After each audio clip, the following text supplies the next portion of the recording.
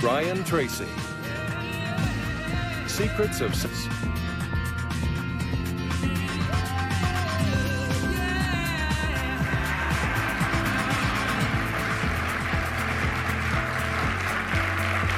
Thank you. Thank you. Thank you for being here. I have some good news for you. More people are going to make more money in the next few years than have been made in all of human history. In the year 1900, there were 5,000 millionaires in America. In the year 2000, there were 5 million millionaires. That's an increase of 1,000 times.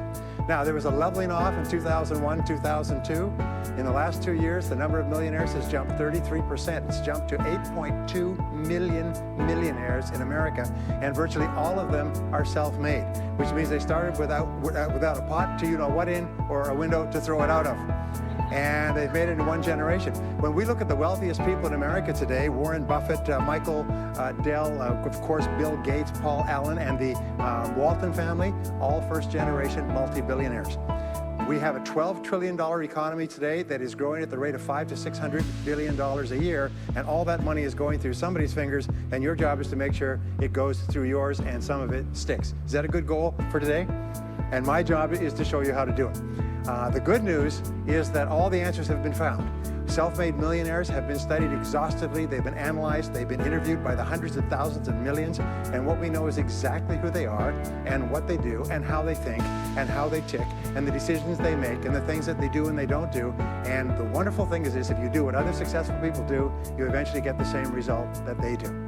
Now, some people say, well, I started off without any money and I don't have any money now. Well, join the crowd. Nobody's got any money. Most people are broke up until their 40s and 50s. So if you're broke today, you're just one of the gang. The only question is, do you stay there? And the answer is no. Now, when I started off in this many years ago, I came from very poor beginnings. I did not graduate from high school. I finished in the half of the class that makes the top half possible. When I left school, I dropped out of high school. I could only get laboring jobs. I was told, by the way, if you don't get a good education, you won't do well in life. Don't get good grades, you won't get a good job. Don't go to college, you won't do well, and so on. And I believed that for a long time until I found there's hundreds of thousands, millions of people who dropped out of high school who went on to become millionaires and billionaires as well. The reason I say that to you, by the way, is don't let it hold you back. Don't let any experience that you've ever had in your life act as a brake on your potential, because there's hundreds of thousands of people who've had it worse than you could ever dream of, who've gone on to accomplish wonderful things. So, I worked at laboring jobs for several years. I worked in construction. I worked on farms and ranches. I worked in factories putting nuts on bolts hour after hour. And one day, in a state of frustration, I began asking this question: why is it that some people are more successful than others? Now, in the Bible, there's the line that says, "Seek and ye shall find, for all who seek, findeth. Ask and the door will be open." So I began asking other successful people, what are you doing differently from me? And they told me, and I did it, and I got better results. I got into sales when I could no longer get a laboring job, like many of you. And in sales, I noticed that one of the guys in my company was making 10 times as much as anybody else, and he was selling the same product out of the same office at the same price to the same people under the same conditions, and he was making 10 times as much as anybody else. So I went and asked him, what are you doing differently from me? And he told me, and I did it. Now, what I discovered, which changed my life and which brought us here today, is I discovered the law of cause and effect. The law of cause and effect, sowing and reaping, action and reaction, is the great universal or iron law of the universe. What it says is that everything happens for a reason, is that there are no causeless effects, is that even if we don't know what is causing the effect, we trace it back. It's the basis of the scientific process, of all medical research, of all marketing, of all business, is if you can define an effect that you want, you can trace it back and find somebody who at one time did not have that effect, and then find out what they did, and then do the same things, and you eventually get the same results. We say that success is not an accident. Failure is not an accident. Success leaves tracks. So if you just follow the tracks of other successful people, no matter where you're starting from, you eventually get to the same place that they get. Well, this was a shocker for me, because, and I learned later in psychology, by the way, that one of the the two most important things we need to have to be happy and healthy is a sense of control, a feeling that we are in control of our lives, that things are happening for a reason, and a sense of coherence, a feeling that things fit together. Well, when I realized the law of cause and effect explained everything, I thought, wow. So in sales, I went to the top of my sales force. I read and I learned, attended courses, and especially I applied what I learned. And then when I got into sales management, I again read the books and took the courses and asked for advice. And when I got into real estate and importation and development and manufacturing and distribution and a whole series of businesses over the years, the first thing I did is I asked, how does it work? How do people succeed in this field? And then I buried myself and immersed myself. I spent hours and hours and hours studying, and then I did what the most successful people did. Interesting point. We say that nature is neutral. In other words, nature doesn't care who you are. It doesn't care if you're tall or short or male or female or black or white, educated or uneducated. Nature doesn't care. All that nature cares is that you do what successful people do. It's like making a recipe. Nature doesn't care. You follow a recipe. If you follow the recipe exactly, you get the dish. Nature doesn't care who's doing it. And that's the wonderful thing about our society. It's basically like justice. It's blind, is nature doesn't care. In fact, there are a lot of people who are not as smart and not as talented as you who are doing vastly better than you, not because they're better, but because they're just following proven success methods. There's nothing that will make you madder than to see somebody who's dumber than you, who's making more money than you, right? Have you had that experience? So what we do is we use proven success methods. We just find out what they are and we do them over and over again. Quick point, nothing works the first time, okay? Please understand that. Nothing works the first time. What is the average number of times that a person tries with a new goal before they give up? Can you guess? Well, the average is less than one, because most people give up before they try even once. They say, that's a great goal. I'd love to be financially independent. And then they give up. They don't even try. They say, but I couldn't because of this and because of that, and so on. And then they move away to a wonderful place called Someday I'll. You ever heard of Someday I'll? Someday I'll start saving money. Someday I'll get out of debt. Someday I'll lose weight. Someday I'll start a business. Someday I'll get serious about my finances. And most people live on Someday I'll. Your job and my job is to vote yourself off the island, right? And we start taking control of our lives. Well, about some years ago, I was called by a major businessman, and he asked me if I would do a talk for his 800 entrepreneurs that own separate franchises within his organization on how to become a self-made millionaire. And I said, sure. When you're a young speaker, you agree to speak on any subject. Sure, I'll speak on that subject. Now, I was just like most people. When I was young, I wanted to be a millionaire by the time I was 30. And when I hit 30, I put it off to 35. And as I got to 35, you put it off to 40, and then you kind of just don't look at it anymore. You forget about it and feel that the deck is stacked against you. Well, I was about 38, 39 when he called me up and asked me. I said, sure, no problem. And I said, now, what do I know about self-made millionaires? And this is a shocker. I didn't know anything. Oh, I knew that they had more than $1 million, but that's a real basic piece of knowledge, you know. So I started thinking, what do I know about them? So I began to study them. And that's when I found out that they've been studied so thoroughly, is we know everything there is to know about them. They are a source of incredible fascination. And there's 50 years of research. So I began to read the studies and find out where they came from and what they did and how they thought and where they started and the decisions they made and the kind of people they were. One of the things that I learned, by the way, is that becoming a self-made millionaire is not the important thing. What is really important is the person you have to become a self-made millionaire. You have to become a totally different human being. One of my friends says that in order to achieve something you've never achieved before, you have to become someone you've never been before. And it's a really important insight, is the qualities that you need to develop, qualities on the inside to become a self-made millionaire, are incredible qualities that make you a vastly better person. Not only better in terms of character, determination, discipline, decision-making, strength, and so on, but they make you a far better person. They round out your character in a far better way. So that the real payoff of becoming wealthy is not because you can eat more, because how many more meals can you eat, how many more clothes can you wear, because it's the kind of person that you become, and then the kind of people that you associate, the kind of life that you have. And so the things that we're going to talk about now, and I know that you're some of the smartest people in our country, so I'm going to give you these ideas very quickly, like dealing cards. What I found in my research is that there's a series of qualities that self-made millionaires have. If you have these qualities, your success is virtually guaranteed. And if you don't have these qualities, the qualities are learnable. Point number one is that all business or sales skills are learnable. All financial skills are learnable. If you can drive a car, you can learn any skill. If you can drive a car, you can learn the skill. Now, number two is you're probably only one skill away from doubling your income right now. You're probably only one skill away from setting yourself on the road to becoming a self-made millionaire. That turns out to be the case for almost everyone. And if you don't know what that skill is, maybe over the course of the time we spend together, it'll jump out at you. But whatever it is, you've got to find it out and go to work on it because it is learnable. It's a learnable skill. People say, well, I've never been very good with money. Well, get over it. The fact of the matter is you can learn what you need to learn to achieve anything that you want to achieve. So the success secrets of self-made millionaires. Give yourself a score of 1 to 10. And if you are weak on one of these, it can be enough to hold you back. If you're strong on all of these, then there's no limit to what you can accomplish. The first is to dream big dreams. Dream big dreams. Practice what is called back from the future thinking and project forward. Develop a vision of yourself as happy, healthy, wealthy, thin. Practice what top people practice, which is what is called idealization. You project forward several years and you imagine that your life is perfect in every way.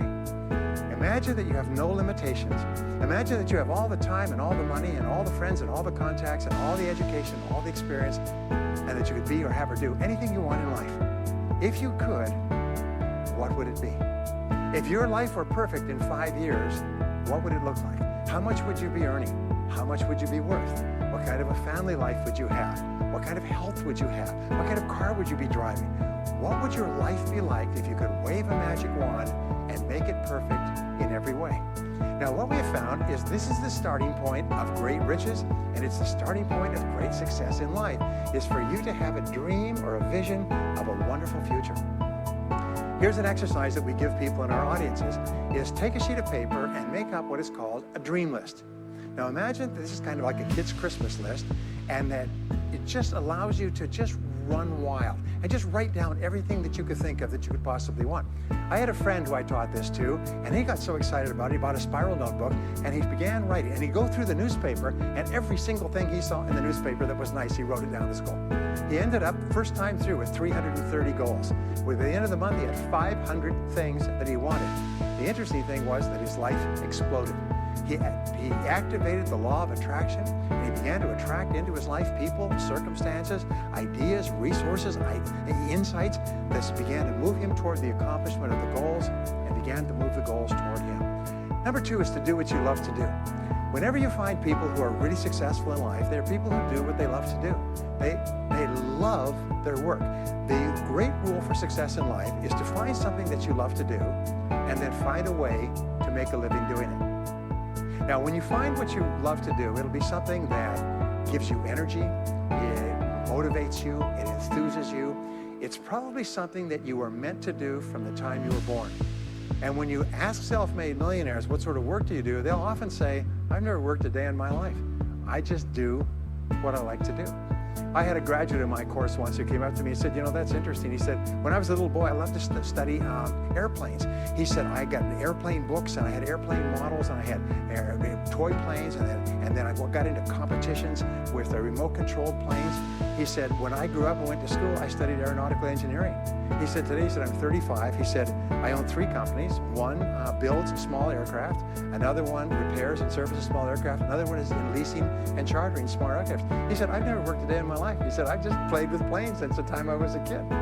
So one of the things that you can do is go back to the time when you were young, as a child between the ages of 7 and 14, before you discovered boys or girls, and what is it that you really love to do? And you'll often find that within that is something you're supposed to do as an adult. Number 3 is commit to excellence. Now, this is really, really important, and I had a hard time with this as a young man because I was never good at anything. I was never picked for any team, and if I was picked, I was the first person cut. I got lousy grades in every class. I got fired from multiple jobs. I even got fired from a job pumping gas once. Can you imagine that? Being fired for pumping gas because you're no good. They came out and said, you're no good at pumping gas. How can you be no good? Little old ladies can pump gas, and here I was no good at pumping gas. Anyway, so I got fired. I went from job to job. And then I discovered that all people who are successful are excellent at what they do. You know the old question they asked Willie Sutton, the bank robber, why do you rob banks? He said, well, that's where the money is. Well, being in the top 10% is where the money is. So what you have to do is you have to pay any price and make any sacrifice to get into the top 10% in your field. Now, here's the good news. If you're doing what you love to do, you will want to be in the top 10% in your field. If you don't want to be excellent at what you're doing, it means you're in the wrong field. It just means that you're marking time, you're treading water. And there's a lot of people who are in their field and they do their job and they go home at night, they don't think about their work and so on. And this kind of an attitude means that you have no future. You have a very shaky present. That crackling sound you hear is the ice breaking under your feet, okay? And you have no future, because if you're not doing what you love to do and throwing your whole heart into it, you're just marking time. But everybody is designed so that there is something that you love to do that you can do well. And the fact that you love it means that you probably have the ability to excel at it. So make this decision to get into the top 10%. And let me tell you what changed my life. Here I was struggling in my late 20s, and I learned this. It was a breakthrough thought. Is that everybody's in the top 10% started in the bottom 10%. Everybody who's doing well was once doing poorly. Everybody who is at the top of your field today was once not even in your field at all and didn't even know it existed. What that means is that if you're willing to pay the price and work hard and make the sacrifices, you can get into the top 10%. Now, how long does it take? It doesn't take a week or a month. Most people are really impatient. To achieve mastery in your field takes 5 to 7 years. People say 5 to 7 years. Geez, I'll be 5 to 7 years older before I start enjoying the big rewards. Well, how much older will you be in 5 to 7 years anyway? Now, here's an important point. Are you ready? The time is going to pass anyway. The time is going to pass. 5 to 7 years from now, 5 to 7 years will have passed. The only question is, are you going to be at the top of your field, or are you still going to be down there with the mediocre 80%? And the wonderful thing is this is nobody's better than you and nobody's smarter than you. If anybody else is at the top of their field, it means that you can be at the top of your field. Just go to them and find out how they got there, because they started at the bottom. Now, it may take longer for some people and less for others, but everybody who puts one foot in front of the other and keeps moving eventually gets them. And that's where all the rewards are. Not only that, that's where all the joy in life is. When you're really good at what you do, you feel wonderful about yourself. You're respected and esteemed by everybody around you. You can write your own ticket. You can open any door when you're good at what you do. Because you get up in the morning and you know you're good. And that is more important than the rewards that go with it. The next key is to develop your unique talents and abilities. Every single person is designed from infancy with special talents and abilities that, if you develop them to their height, can enable you to accomplish anything you want in life. Everyone is genetically structured to be able to do something superbly, to do something they enjoy, to do it well, and to get great satisfaction from it. Peter Drucker often asks the question, what are you good at? What are you good at today? What should you be good at? What could you be good at? What will you be good at? And so one of the questions that we ask is, looking back in your life, what has been most responsible for your success up to now? What has been most responsible in the past? What is it that you have done that has gotten you the best results? Because as we said before, success leaves tracks. And if you look back into your past, you'll often find indicators that guide you to your future. Do you remember that fellow that won $300 million in the lottery? He was a high school physics teacher, and they asked him what he's going to do with it. He said he's going to take a week off and then get back to work because he doesn't want to give up his job teaching high school physics because he loves his work so much. That is a person who's in the right place for him, and now he can just drive to it in a nicer car. Anyway, now the next key to becoming a self-made millionaire is to see yourself as self-employed. What we found is the top 3% of adults in our society see themselves as self-employed. They see themselves as in charge of their own lives. When I started off my career as a young man, I was 21 years old, working as a construction laborer, living in a one-bedroom apartment, broke, taking buses 2 hours every morning to get to work and buses 2 hours to get back. I still remember that, and I still remember a light going off one evening. I was sitting there in my little apartment, in my little kitchen alcove, and I suddenly realized that I was responsible, is that I was in charge of my own life, that no one was coming to the rescue. And it was one of the great turning points in my life. So what you find is that all exceptional people are highly responsible people. They look upon themselves as self-employed. Sometimes I'll ask an audience, I'll say, how many people here are self-employed?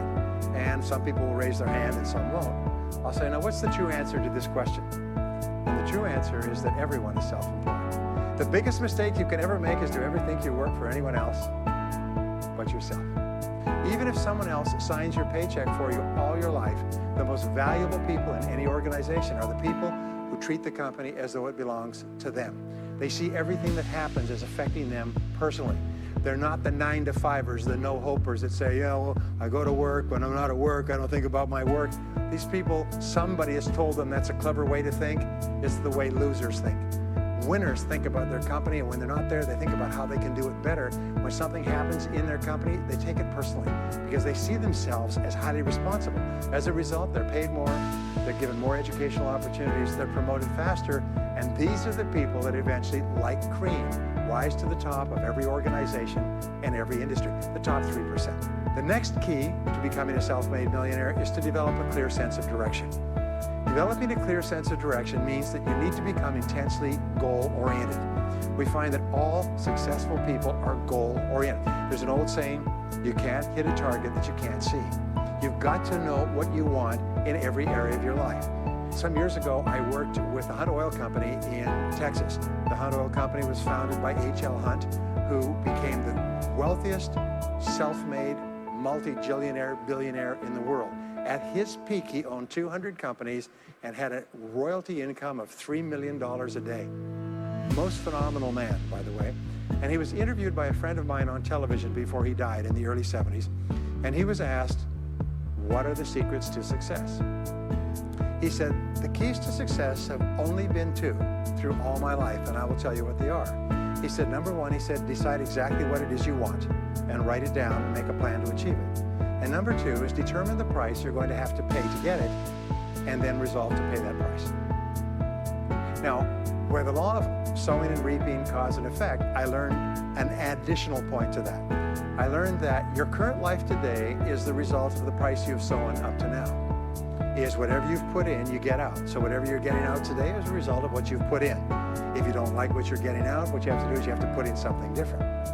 What I found is this, is that life is always just in the long run. So therefore, life says this, is there's a price you have to pay, and there's two qualities. First of all, you have to pay the price in full for your success of study, preparation, hard work, and so on. And second of all, you have to pay the price in advance. You don't get it afterwards. The way the world works is first you put in what you need to put in, and then you get out the rewards. So you have to ask yourself, what is the price that you have to pay to achieve the success that you desire? And you have to write it down and make a plan and work on it every day. Now let me give you a quick exercise, which is my only take-home or homework exercise for our time together.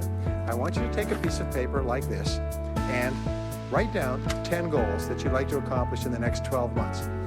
Write the word goals and today's date at the top of the page. Write down 10 goals you'd like to accomplish, and then ask yourself this great question.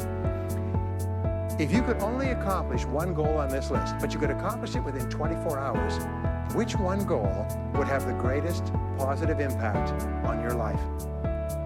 Now, this is a great question because it'll usually jump out at you. You say, that's the one. If I had this, that would have more of an impact on my life than anything else. Sometimes it's a financial goal, sometimes it's a health goal, sometimes it's a relationship goal. But whatever it is, put a circle around that goal and then turn the page over and write it at the top of the page, set a deadline on the goal, make a list of everything that you could think of to do to achieve the goal, and then begin working on your list. And here's the kicker, do something every day. Do something every day that moves you one step forward towards your major goal.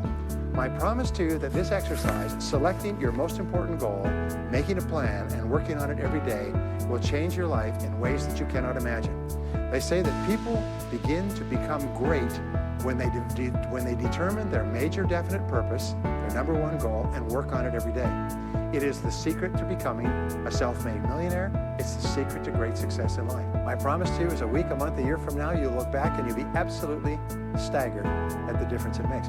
I was giving a seminar not long ago, and a gentleman came up to me and said, you know that goal-setting exercise? It changed my life 10 years ago. He said, I was broke, I was divorced. He says, I was an alcoholic, and somebody dragged me to one of your seminars. He said, and I did that exercise and I picked my major goal. He said, it changed my life. I said, in what way? He said, today, he said, I'm worth $40 million. I said, wow. He said, yes, and I owe it to that lesson. Next is refuse to consider the possibility of failure. His most amazing darn thing is that the fear of failure is the greatest single obstacle to success in adult life. And it's not failure itself, because each one of you is a professional failure. Each one of you has failed over and over and over again. Isn't that true? All of us fail. All human beings fail over and over. 9 out of 10 things that we try don't work out the way we expected. We have failures in relationships and in jobs and in careers and investments and everything. It's not the failure that holds you back. The failure makes you smarter. We say that it is the fear of failure, not failure, that holds you back. And the way that you overcome failure is you never consider the possibility of failure. The rule is this, is there's no such thing as failure, there's only feedback. Is when you try something that doesn't work, you get feedback, not failure. And recognize that most things you try aren't going to work the first few times. So what you do is you say, oh, that's an interesting bit of feedback. And you pick yourself up and you move forward and you have more feedback and you move forward. To become a self-made millionaire, you're going to fail over and over again, year after year after year. But your brain has a cybernetic mechanism, which means that every time you try something, you get feedback, which makes you smarter. And when you try something else, you get feedback, which makes you smarter. And eventually you reach the point where you're too smart and you stop making mistakes. You start to do more and more things right and fewer things wrong. But you can't get there unless you have experienced the failures.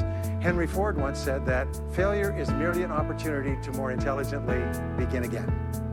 Now let me pass on one great rule to you, which has been discovered in interviewing self-made millionaires.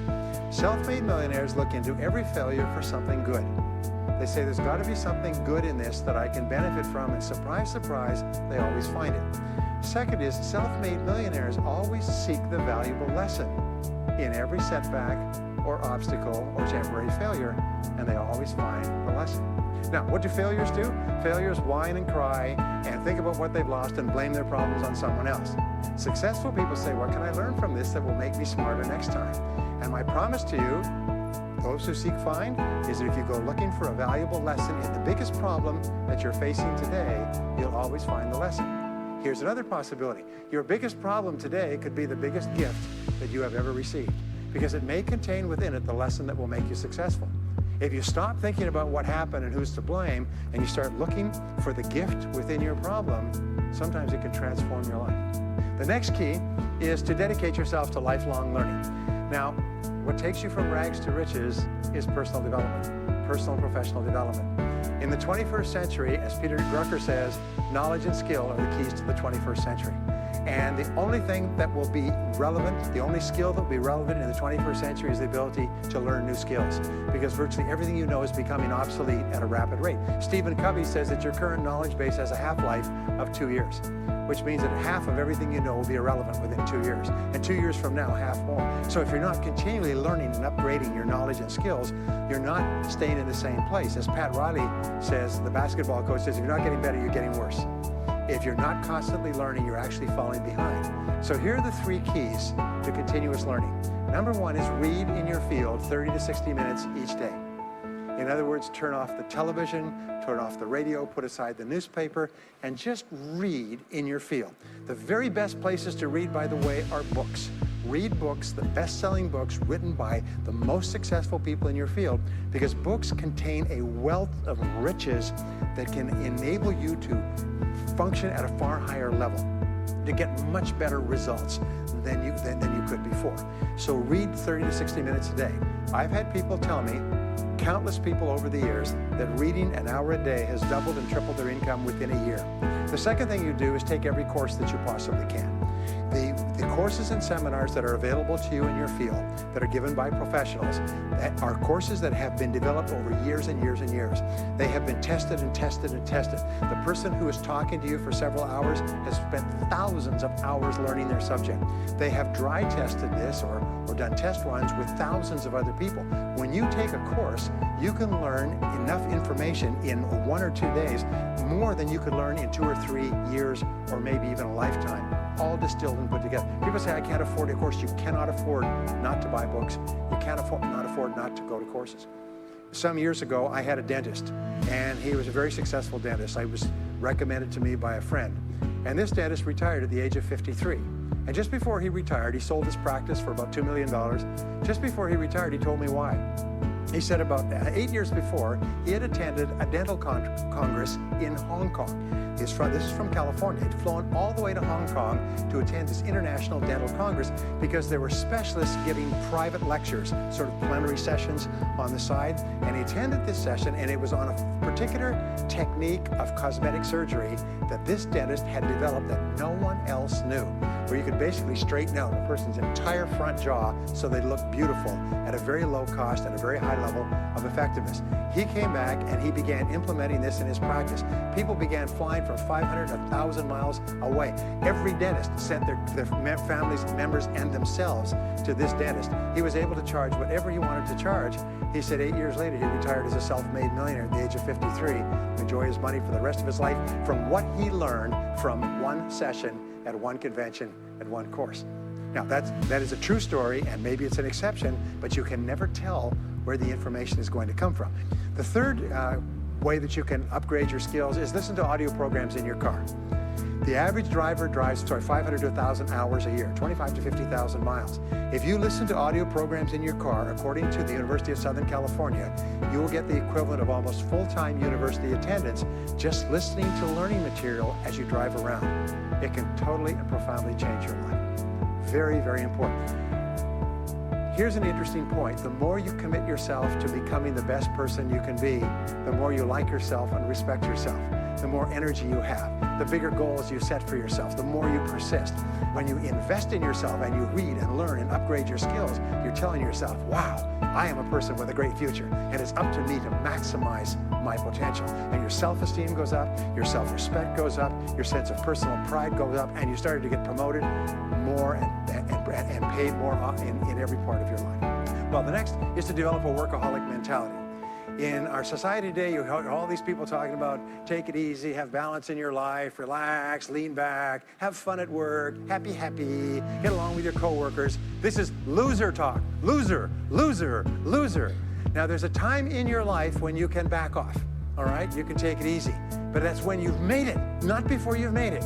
Because before you've made it, you're in a competition with hundreds of thousands of millions of other people, like at the Olympics, who also want to make it. And in order for you to win, you are going to have to work harder and work better and work smarter than they do. So the rule is to develop a workaholic mentality. What does this mean? It means that you start a little earlier, you work a little harder, and you stay a little later. Use what I call the 40-plus formula. The 40-plus formula says that working 40 hours a week gets you survival, and that's all. You work 40 hours a week, you survive. You make no progress. You don't go ahead. You just barely hang on. Every hour that you invest in your work or yourself over 40 is an investment in your future. So you can tell what your future is going to be with unerring accuracy by looking at how many hours over 40 you put in. Now, how many hours does the average self-made millionaire in America work until he passes the $1 million mark? 59. Some of them work 70, 80, 90. The average is 59 hours. How much does the average top executive work? 59 hours. So that's rule number one, is the hours you put in over 40. If people say, well, my office is locked and I can't get in more than 40 hours a week, then good. Then spend the rest of the time investing in yourself, getting better at your work when you do it. Now, here's my second principle, and this principle changes your life. It is this, is work all the time you work. When you work, don't play. Fully 50% of working time today is wasted, and it's wasted in idle conversation, personal business, family phone calls, surfing the internet, reading the newspaper, drinking coffee, long lunchtimes, coming in late and leaving early. And then the other 50%, you're scrambling because you're behind because you wasted so much time fooling around. Now you start to work, and you don't work on high priority tasks. You try to get rid of all the little stuff.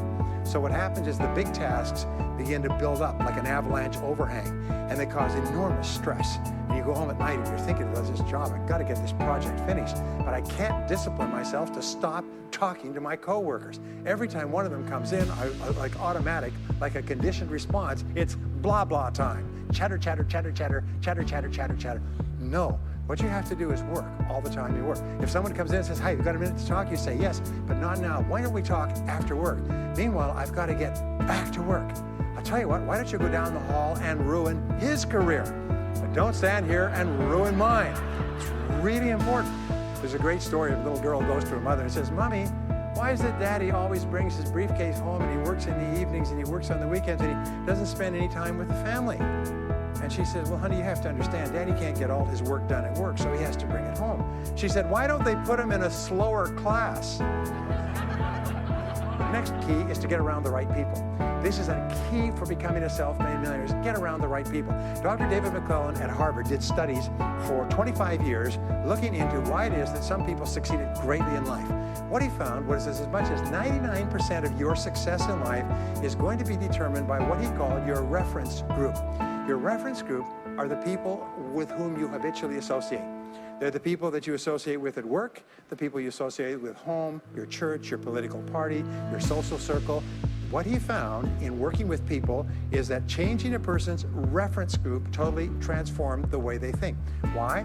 It's because we are like chameleons and we absorb through the skin the attitudes, the opinions, the behaviors, the style of dress, the style of speech of the people with whom we associate most of the time.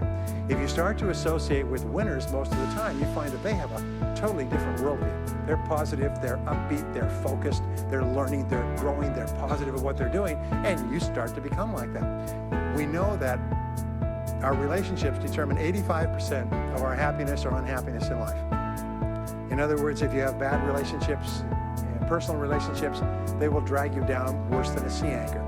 If you have worked for a bad boss, it'll destroy all your joy in work. If you have one negative coworker, they found that one negative person in an office can cast a blackness over the whole office because of his or her negativity. And so the most important thing you do is you choose your relationships with care and only associate with people that you like and respect and enjoy being around. Next is be prepared to climb from peak to peak.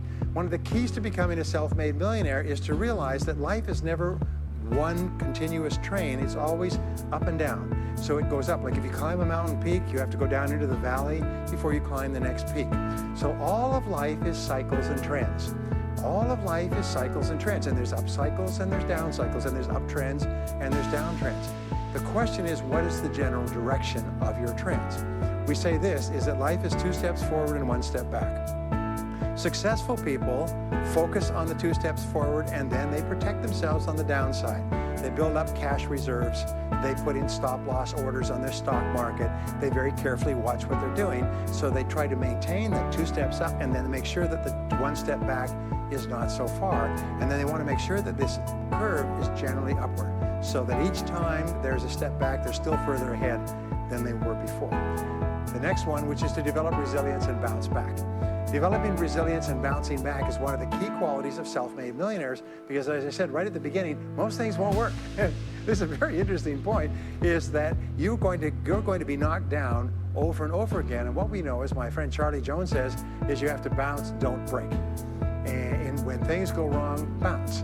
And so what I learned many years ago was this interesting technique of what is called mental rehearsal.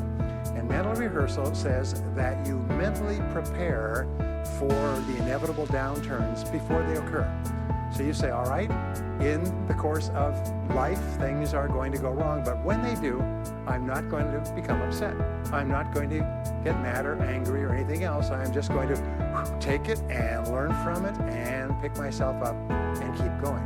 Sometimes I ask this question, does anybody here have any problems? Everybody says yes, everybody's got problems.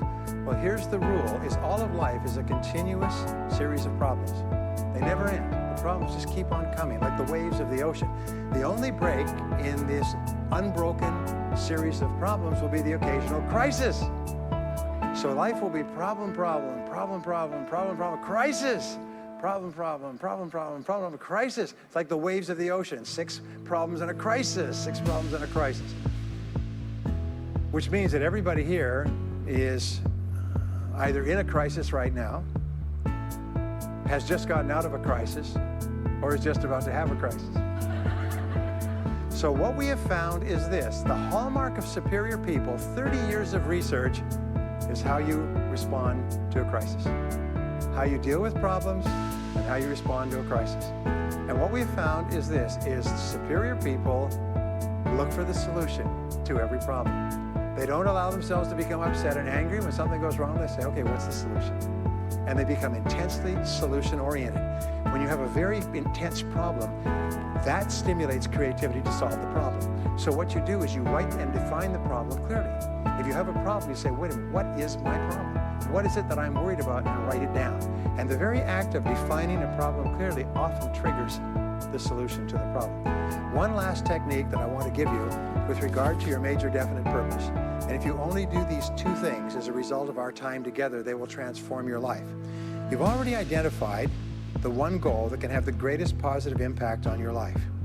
Now what you do is you take that goal and you write it at the top of a page in the form of a question.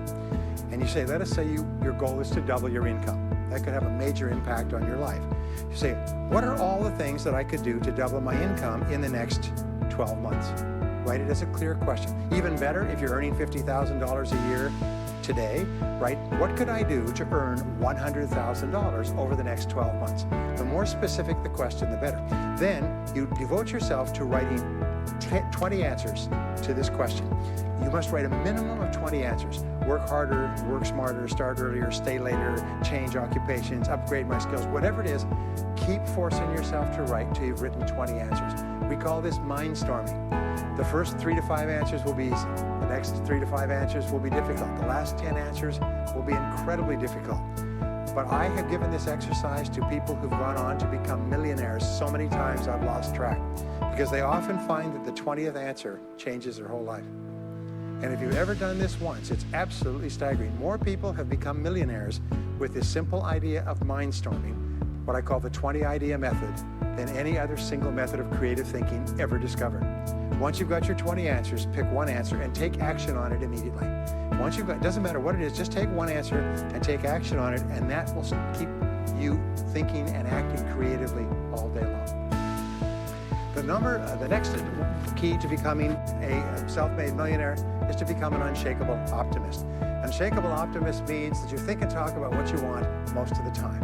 Optimists think and talk about what they want. They look for the good in every situation. They seek the valuable lesson. They're constantly feeding their mind with great ideas, which opens up new perspectives. What I have found is that optimists have 3 wonderful qualities. Number 1 is they learn more things. As a result, they dramatically increase the likelihood that they will learn the right thing at the right time. Number 2 is they try more things, which dramatically increases the likelihood that they'll try the right thing at the right time. And number 3 is they persist. They never give up. Optimists make a decision that once they've decided they're going to become wealthy, they just never stop until they achieve that goal. Now, will they have many setbacks and obstacles and difficulties? Do you know that almost everybody succeeds in a different direction from what they originally intended or from what they originally thought, but they just keep going. Almost like a football player running down the field, running, blocking, changing, moving back, forward, continually, but never loses sight of the goal. So optimists learn more things, try more things, and persist longer. I want to leave you with the last 2 qualities of self-made millionaires. The second to the last quality is that they develop the qualities of courage and persistence. I said before, the biggest single obstacle to success is the fear of failure. The antidote to the fear of failure is the habit of courage. And what we know is that you need 2 types of courage to succeed. The first type of courage is the courage to begin. It's the courage to launch with no guarantees of success. Someone once said that if all obstacles must first be removed, nothing will ever get done. So successful people are willing to think, plan, make decisions, and then take action with no guarantees. We say leap, and the net will appear. Take action with no guarantees, and then learn. The second part of courage is the courage to endure. It's the courage to persist. It's the courage to keep on keeping on. It's to make the decision in advance that you will never give up. No matter what happens, you'll never give up. You will get knocked down over and over again, but you'll never give up. And the interesting thing is, if you make that decision in advance, you'll find yourself continually bouncing back. So courage means the courage to begin and the courage to endure. And the final quality of self-made millionaires, and Napoleon Hill called this the master key to riches. After studying 500 of the richest people in American history, he said is the quality of self-discipline. It's the ability to make yourself do what you should do, when you should do it, whether you feel like it or not. The quality of self-discipline is the quality that will make you a big success. It's the ability to force yourself to do what you know you should do. And here is the wonderful discovery. This persistence is self-discipline in action. Every time you persist, you build your self-discipline. Every time you practice self-discipline, you build your ability to persist. And the two of them are tied into your self-esteem.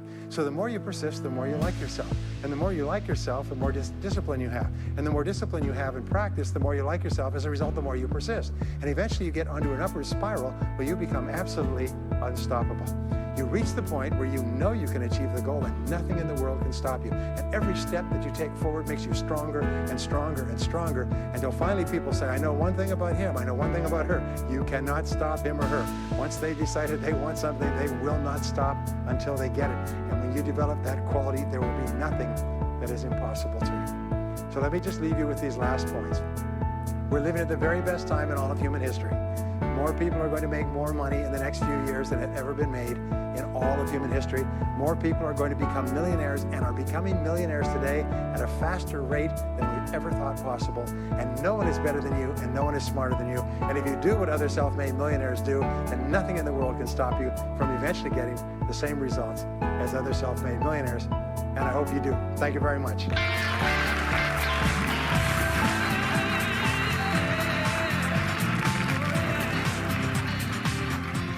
We hope you've enjoyed this special presentation of Bryan Tracy's Secrets of Self-Made Millionaires. If you would like to own a copy of this program,